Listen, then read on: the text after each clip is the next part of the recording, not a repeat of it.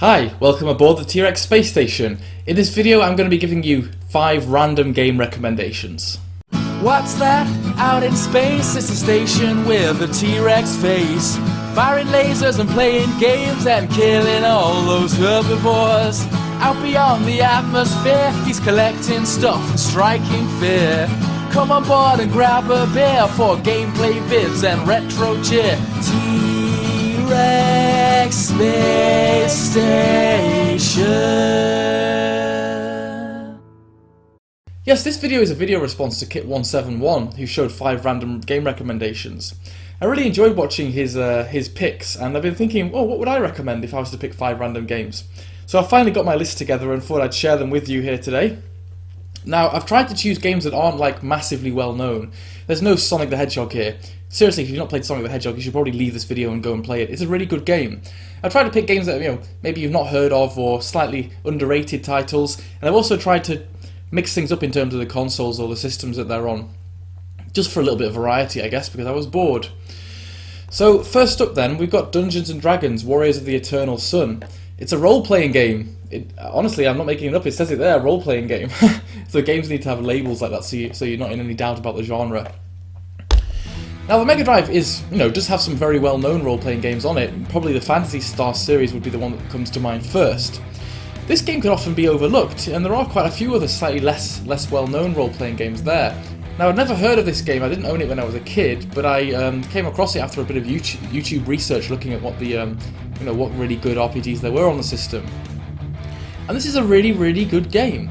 It's a proper Dungeons and Dragons game. Even from the startup, you've got the proper character customization, the dice rolls, investing in different stats, choosing your classes, and you get that kind of traditional 4-party choice. And often people always choose the same thing. I like to have 2 fighters up front, and then like a mage and a thief for distance.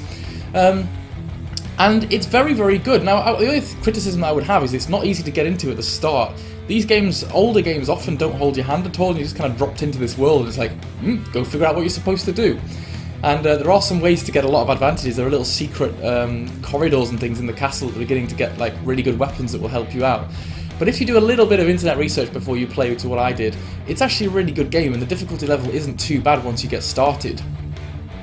What I liked about this game, really, the thing that stood out the most was that the variety of combat mechanisms. Now, there's like an open world map where you get random encounters and like isometric turn-based battles, which is, fair enough, not too bad, kind of standard RPG fare.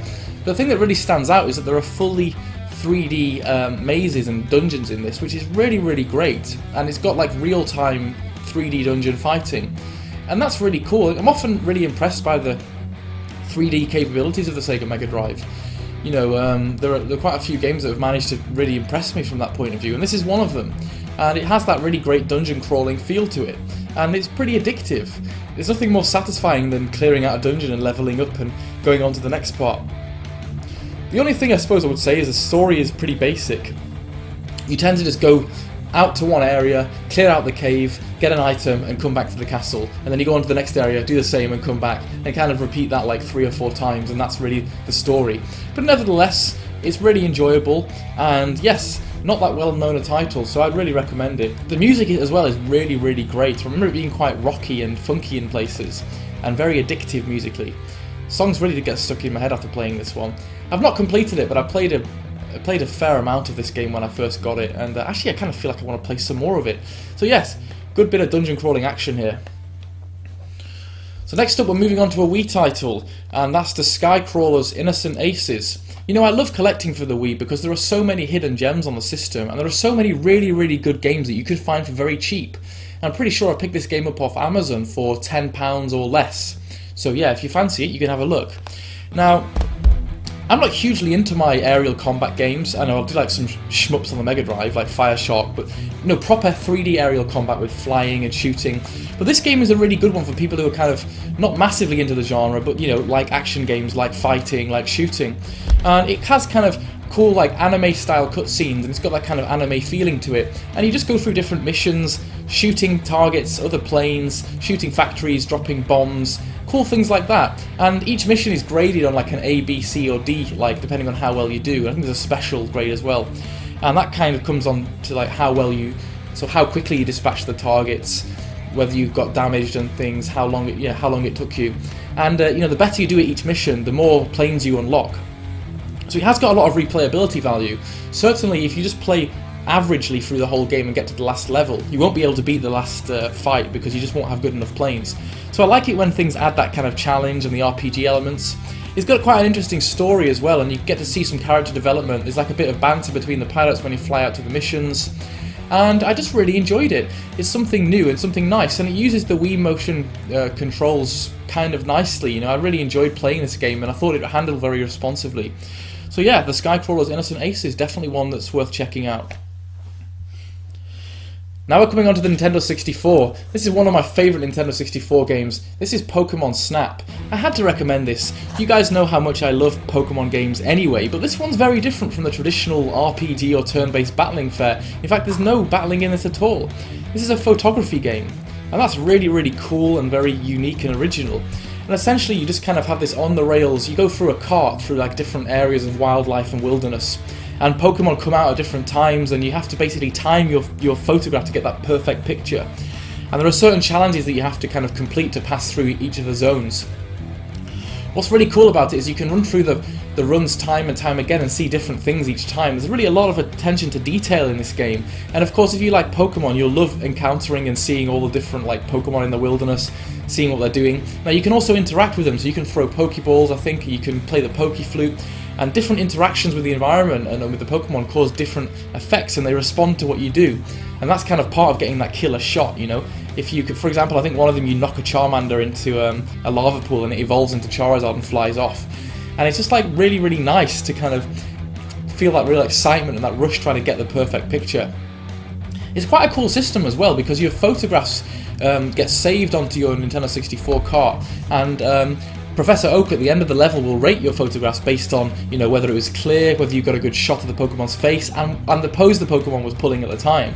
And that's kind of realistic and pretty impressive for a Nintendo 64 game. It has a lot of replayability and a lot of kind of originality and uniqueness. Really, really good title, and one I'd highly recommend. I've kept mine in very good condition. I've got it boxed with manual and things. And a lot of the time the Nintendo 64 boxes get really squidged, but this one I've kept pristine because I just love it so much and want it to be in my collection for a long time. Okay then, so now we're coming on to the PlayStation 2, and the title I've chosen for the PS2 is The Red Star. Now this is a pretty unknown game as well, and one that I think I first heard about on CGR Undertow. It's kind of a very cool co-op player kind of shooter, third-person shooter. You go through the levels shooting things, and you can just blow up things. But the cool part about it is it's kind of a fusion between that and like top-down old-school shooters, and it will flip seamlessly between those two things. And I really like games that try and do things new or try and mix things up. Some of the bosses are fantastic and really reminiscent of like old-school arcade shooters, with bullets coming all over the place and really complex patterns. And you've got to be very careful to avoid getting hit and to like time your shots and time your movements really well. And it's just very, very fun. And as I said, it is most fun as a two-player co-op game, playing through the levels with each other. One person will take the heavy character, one person take the light character, and kind of complement each other's skills.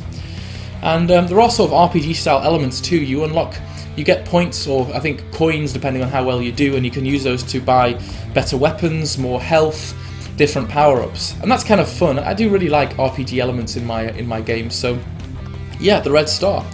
This game I bought new on Amazon. I think it was less than £10 as well, so most of these games are pretty cheap and pretty widely available. The last game I don't have a physical copy of, but I have a digital copy, and that's Beneath a Steel Sky on the PC. And this is a great recommendation, firstly because it's completely freeware. It was released as freeware quite a few years ago now.